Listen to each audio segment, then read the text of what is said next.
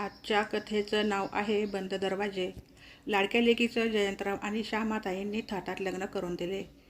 आजी आजोबा, आई बाबा आणि दादा अशा भरलेल्या घरातली मयुरी लग्न होऊन सासरी आली. तेव्हा लग्नघर पाहुण्यांनी भरलेलं होतं. लग्नासाठी जमलेल्या पाहुण्यांचा हास्यविनोद सुरू होता. सुरुवातीला त्यांच्यात कावरी-बावरी झालेली मयुरी आतून मात्र सुखावली होती. घरात खूप सारे लोक तिला नेहमीच हवेहवेसे वाटायचे. तिच्या घरी आजी आजोबासोबत राहत असल्यामुळे त्यांना भेटायला सतत कोणी ना कोणी पाहुणे असायचे. कधी आत्या, कधी लहान काका, तर कधी आजोबांचे भाऊ, तर कधी आजीची बहीण शांता आजी. त्यामुळे इथलं पाहुण्यांनी भरलेलं घर बघून ती मनातून खुश झाली. सगळे घरात होते तेव्हा स्वयंपाकासाठी बाई होत्या. सासूबाई त्यांना मदत करीत आणि मयुरी तर नवी नवरी होती. तिला तर कोणीच काम करू देत नव्हते. 2च दिवसात सगळी मंडळी पांगली. तसे घरात फक्त सासू सासरे, मयुरी आणि सागर एवढेच राहिले. सागरने नवीन नोकरी धरली होती, त्यामुळे त्याला लग्नासाठी म्हणून फक्त आठवडाभरच सुट्टी मिळाली होती. त्यामुळे दोघांना नव्या नोकरीच्या शहरात लगेचच जायचे होते. सगळे घरात असताना मयुरीच्या सासूबाई सगळ्यांशी खूप छान बोलत. मयुरीला पण काहीच काम पडू देत नव्हत्या आणि जास्त बोलत पण नव्हत्या. मयुरीला वाटले सगळे आहेत म्हणून त्या तिच्याशी कमी बोलत असतील. सगळे गेले की त्या बोलतील. पण नंतरही त्या मयुरीशी फारशा बोलल्याच नाही. त्या घरात कुणी कोणाशी कामाशिवाय जास्त बोलतच नव्हते. सासरे त्यांच्या पुस्तकामध्ये आणि टीव्हीवरील बातम्यांमध्येच असत. ते फक्त जेवणासाठी आले की मयुरीला काय म्हणताय सुनबाई एवढंच बोलत असे. सासूबाई तर स्वयंपाकघर, त्यांचे बागकाम आणि इतर घरकामात व्यस्त असत आणि सागर तर घरी उशिराच येई. त्यामुळे मयुरीला नव्या घरीसारखी आईची, आजीची, आपल्या घराची आठवण येई. पण सांगणार कुणाला? आईला फोन केला तर ती पण फोनवर जास्त बोलत नसे. बरं, आईला भेटून येते असं म्हटले की काय काम आहे ग सासूबाई असे विचारित. एकूण तर मयुरी लग्न होऊन नव्या घरात आल्यावर तिथे तिचे मन रमत नव्हते. त्यातच सागर आणि मयुरीला आता नव्या नोकरीच्या शहरात जायची तारीख नक्की झाली. मयुरीला वाटले आता आपण नव्या शहरात जाणार. त्या शहरात आपले कोणीच नाही. आपले आई बाबा पण इथेच आहे. म्हणून ती सासूला म्हणाली, आई बाबा तुम्हीही चला ना आमच्यासोबत. अगं आत्ताच तर तुमचे लग्न झाले. काही दिवस दोघेच राहा, नंतर आम्ही येऊ कधीतरी असे त्रोटक उत्तर देऊन सासूबाई आपल्या खोलीत निघून गेल्या. आपली सासू आपल्याशी मोकळेपणाने आनंदाने बोलतच नाही म्हणून मयुरी हिरमुसली झाली. तिने सागरला पण हे सांगितले तर सागर म्हणतो कसा, अगं तिला अजून तुझी सवय झाली नाही ना. हो, पण म्हणूनच तर ती त्यांना आपल्यासोबत चल म्हणते. तर त्या नाही म्हणाल्या. मयुरीला वाटले सागरचे म्हणणे पण बरोबरच आहे, पण तरीही तिला सासूच्या बोलण्यातून वागण्यातून काहीतरी खटकतच होते. कितीतरी वेळ मयुरी विचार करीत राहिली.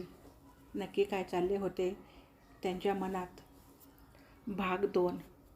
सागर आणि मयुरीचा जाण्याचा दिवस ठरला.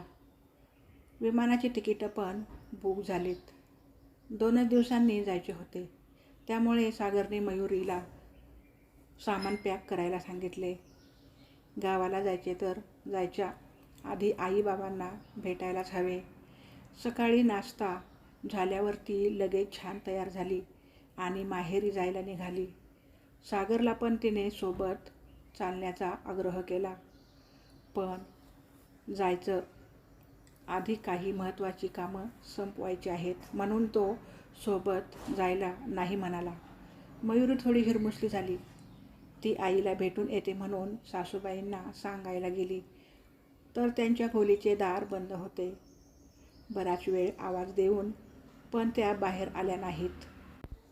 मयुरीने त्यांना फोन केला तर त्यांनी फोन पण नाही उचलला.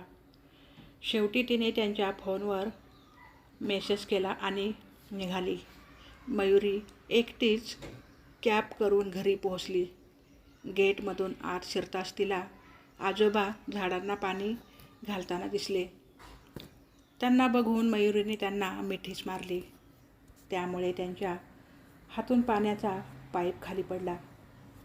आणि दोघेही मस्त ओले झाले. मयुरी तर मोठ्याने हसायलाच लागली.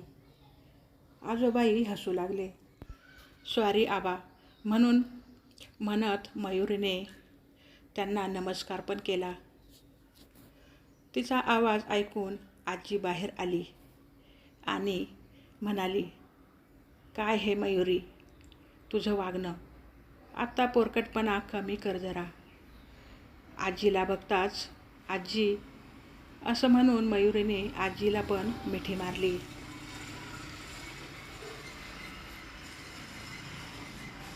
आत घरात जाऊन तिने बाबांना शोधले, पण बाबा घरी नव्हते. मग तिचा मोर्चा आईकडे म्हणजे स्वयंपाकघराकडे वळला. आई बाबा कुठे गेलेत ग? अगं तू येणार म्हणून तुझ्या आवडीचे रसगुल्ले आणायला गेलेत. काय रसगुल्ले? yippee. मयू, अगं सागर नाही आला.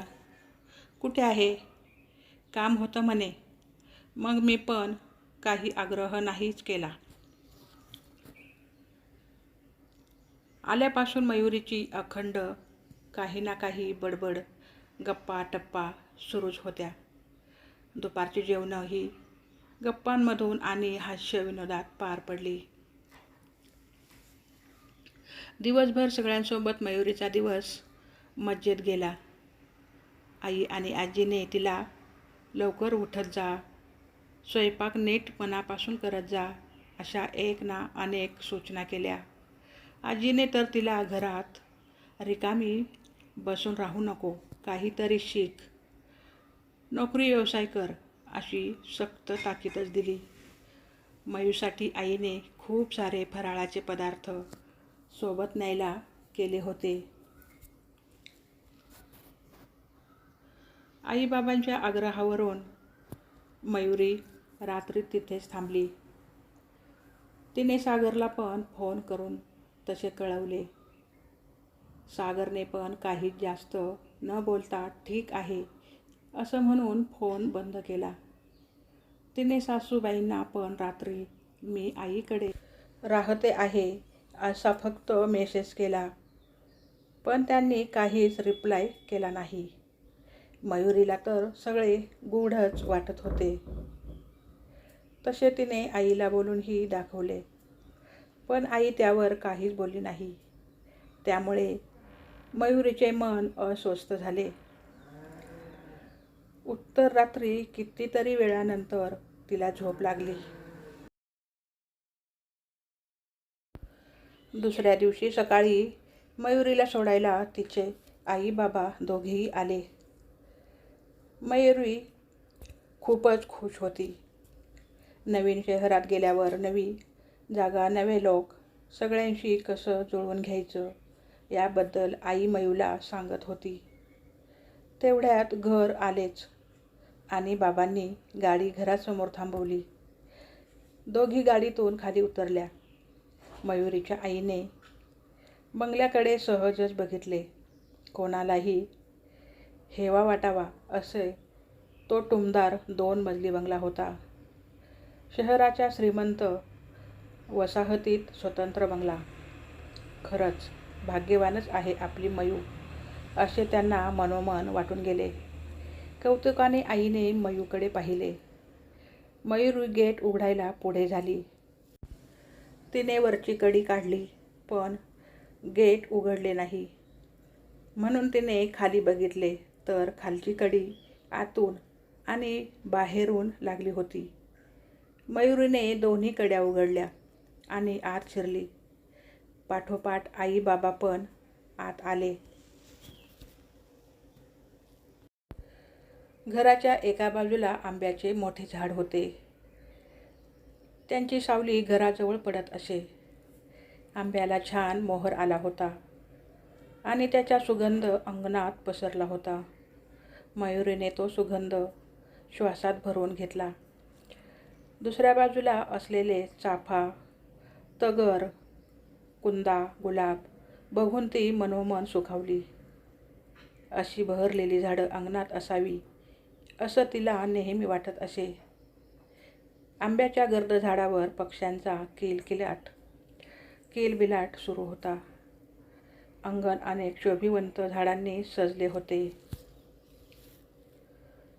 मयुरीचे लक्ष पार्किंगमध्ये असलेल्या गाड्यांकडे गेले. घरातील सगळ्या गाड्या तिथेच उभ्या होत्या. चला, म्हणजे सगळे घरीच आहेत तर, असे तिला वाटले. मयुरीने पुढे होऊन मुख्य दरवाजाची बेल वाजवली, पण आतून काहीच प्रतिसाद आला नाही.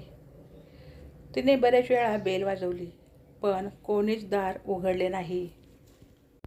मयुरी आणि तिचे आई बाबा विचारात पडले. कुठे बरं गेले असतील सगळे? सगळ्या गाड्या तर घरीच आहेत. मयुरीने सागरला फोन लावला, पण फोन स्विच ऑफ होता. म्हणून आईने तिच्या सासूबाईंना फोन लावून पाहिला आणि बाबांनी तिच्या सासऱ्यांना फोन लावला, पण कुणाचाच फोन लागत नव्हता. बंद दरवाजे बघून शेवटी मंडळी परत जायला निघाली. काय बरं झालं असेल? बाबांनी गाडी सुरू केली. जड पावलांनी मयू आणि तिची आई गाडीत बसल्या. आईचे मयूकडे लक्ष गेले तर तिचा चेहरा रडवेला झाला होता. गाडी सुरू होताच अचानक मयू आईला बिलगून हमसाहमशी रडू लागली. आईच्याही डोळ्यांना धारा लागल्या. मंडळी घरी परतली. आजीने दार उघडले तशी मयू आजी म्हणून आजीच्या गळ्यात पडून रडू लागली. काय झाले ग मयू? आजीने विचारले. मयू काही बोलण्याच्या मनस्थितीतच नव्हती. अगं, घराला कुलूप आहे त्यांच्या, आणि काही निरोपही नाही. फोन पण लागत नाहीये कुणाचाच. काही कळतच नाहीये काय झाले. बाबा म्हणाले सगळेजण. काय झाले असावे अशा काळजीत असतानाच मयुरीच्या फोनची रिंग वाजते. पलीकडून सागर बोलत असतो. हॅलो मयुरी. अगं, सगळं एवढ्या पटकन झालं की तुला सांगायचं राहूनच गेलं, आणि फोन करायला पण वेळ नाही मिळाला. Sorry dear. सागरचा आवाज ऐकून मयुरी थोडी सावरली. अरे, पण असं झालं तरी काय? सगळं सांगतो. दुपारपर्यंत येतोय तिकडे. काही काळजीचं कारण तर नाही ना? सागरने त्यावर काहीच उत्तर दिले नाही आणि फोन पण कट केला. आई अगदी अधीरतेने म्हणू लागली. काय म्हणाला सागर? थोड्या वेळात येतो इथे, नंतर सांगतो म्हणाला. थोडा वेळ कोणीच कोणाशी काहीच बोलत नव्हते. सर्वजण आपापल्या कामाला निघून जातात. मयुरीच्या नजरेसमोरून सागर सोबत लग्न ठरल्यापासून च्या सगळ्या घटना एकामागून एक जाऊ लागतात. दोघांनी सोबत केलेली लग्नाची खरेदी, नातेवाईकांना दिलेली आमंत्रणं, प्री वेडिंग शूट, लग्नाचे विधी, सगळं ते आठवून मयुरीला आत्ता नेमकं काय होणार काहीच कळत नव्हतं. दुपारची जेवणं होतात. सगळेजण आपापल्या खोलीत आराम करायला निघून जातात. मयुरी एकटीच तिच्या खोलीत जाते आणि विचारात पडते.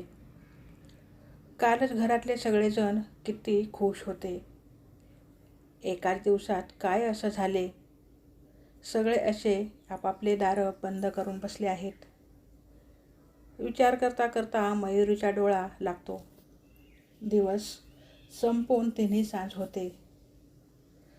मयुरीला अचानक जाग येते आणि तेवढ्यात तिला बाहेरील फाटकाचा आवाज येतो. तशी मयुरी धावत दाराकडे जाते, तर सागरच फाटकातून आत येत असतो. सागर आत येताच मयुरी सागरवर प्रश्नांचा भडीमार करते. काय झालं सागर? सगळं ठीक आहे ना? आई बाबा कुठे आहेत? घर बंद का होतं? सांगतो, सगळं सांगतो. आधी थोडं पाणी आणतेस का प्यायला? आता पुढचा आणि शेवटचा भाग नक्की ऐका. सागर बोलू लागला. मयुरी, सगळे नीट ऐक. काही गैरसमज करून घेऊ नकोस. पूर्वी आमचा म्हणजे आजोबांचा व्यवसाय होता. त्यांनी तो शून्यातून उभारला होता. आजोबांनी बाबा मोठे झाल्यावर त्यांनाही आपल्या व्यवसायातच काम करायला सांगितले. बाबांनी खूप कष्टाने तो व्यवसाय वाढवला. आजोबा गेले त्यानंतर बाबांना एवढा मोठा व्यवसाय सांभाळणे कठीण होऊ लागले. म्हणून त्यांनी काही नवीन लोकांना त्यांच्या व्यवसायात भागीदार करून घेतलं. सागर सांगू लागला. सागरचा आवाज ऐकून एक जण बाहेर येऊ लागले. बरं, मग हे तर तुझ्या बाबांनी सांगितलेच होते की पूर्वी त्यांचा व्यवसाय होता म्हणून.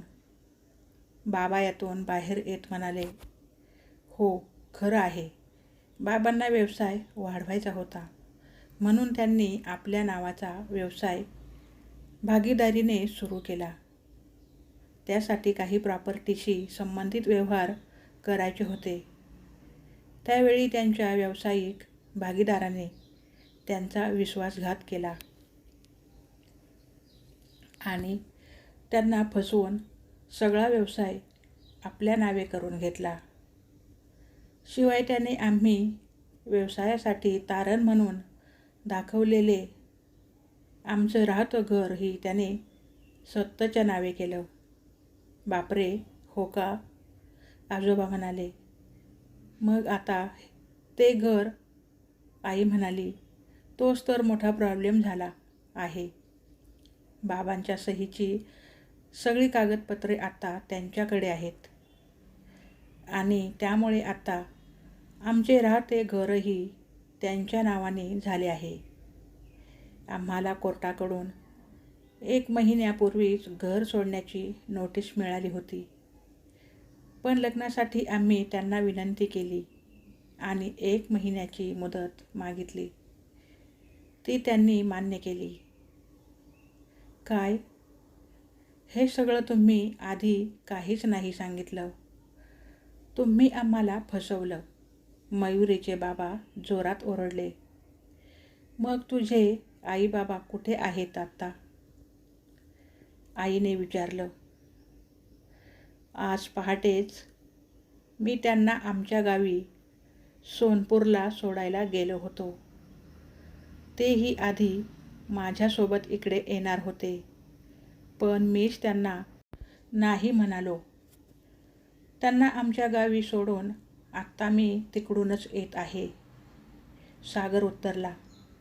अच्छा, म्हणजे तुमच्या पार्टनरने तुम्हाला फसवले आणि तुम्ही आम्हाला. छान छान इतिहास बाबा. नाही बाबा, आम्ही फसवले नाही. आमचे राहते घर तरी आम्हाला मिळेलच अशी आम्हाला खात्री होती आणि ते मिळावे यासाठी आम्ही खूप प्रयत्न केले. कालच त्यावर शेवटचा निर्णय झाला.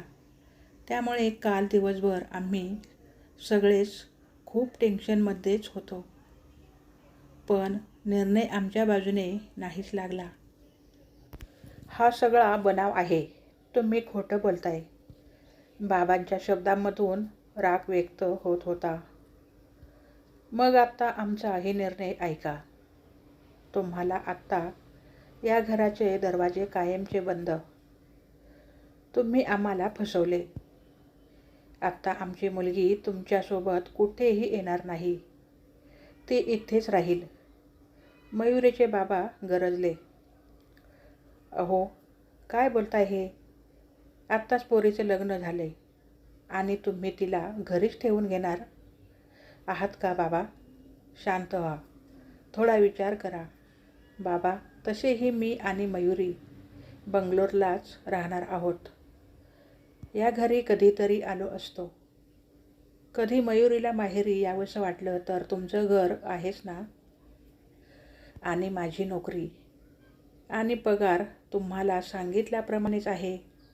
आणि तसेही मयुरीने लग्न माझ्याशी केले आहे, घराशी नाही. शिवाय गावाकडे आमची शेती आणि वडिलोपार्जित घर आहेच. अच्छा, म्हणजे आता तुम्ही आम्हाला शहाणपण सांगणार का? यापुढे मयुरी कुठेही जाणार नाही. ती इथेच राहील, या घरात. बाबा खूप रागारागाने बोलत होते. मयुरीच्या डोळ्यातून सारखे अश्रू येत होते. आजीच्या तोंडून तर काही शब्दच फुटत नव्हते. आई आणि आजोबाही सागरचे बोलणे अस्वस्थपणे ऐकत होते. बाबा, तुम्हाला हे सगळं आधी सांगू शकलो नाही, कारण तुमचा नकार येईल अशी भीती वाटत होती. त्यासाठी मी तुम्हा सगळ्यांची माफी मागतो. मला पहिल्या भेटीतच मयुरी खूप आवडली होती. तिला बघितल्यावर हीच माझी बायको व्हावी अशी मी देवाकडे प्रार्थना केली. मयुरीला पण मी आवडलो असेल असं मला जाणवलं. म्हणून मग हा विषय मी जाणून बुजून टाळला. आई मला 1-2 वेळा बोलली होती, तुम्हाला सांगण्यासाठी, पण हिम्मतच झाली नाही. माझ्यावर विश्वास ठेवा बाबा. मी मयुरीला काही कमी पडू देणार नव्हतो आणि काही कमी पडू देणारही नाही. माझ्यासाठी या एका घराचे दरवाजे बंद झाले असले तरी याहीपेक्षा मोठ्या घराचे दरवाजे मी तिच्यासाठी उघडेन. मी वचन देतो तुम्हाला. जोवर मी एखादे मोठे घर मयुरीसाठी घेणार नाही, तोवर तुमच्या घरात पाऊलही टाकणार नाही. पण तुम्ही तुमच्या मनाचे दरवाजे मात्र माझ्यासाठी कायमचे बंद नका करू. प्लीज, मी विनंती करतो. सागर उठतो, सगळ्यांना वाकून नमस्कार करतो आणि मयुरीकडे बघत म्हणतो, मयुरी चल, मी तुझं सामान घेऊन आलोय. आपल्या विमानाची वेळ झाली. बाहेर टॅक्सी उभी आहे. मयुरी बाबांकडे बघते तर तिला त्यांच्या डोळ्यात राग दिसतो. तिच्या तोंडून तर शब्दच निघत नाही. ती आईकडे बघते. आई मान हलवून होकार देते. मयुरी आईला जाऊन बिलगते.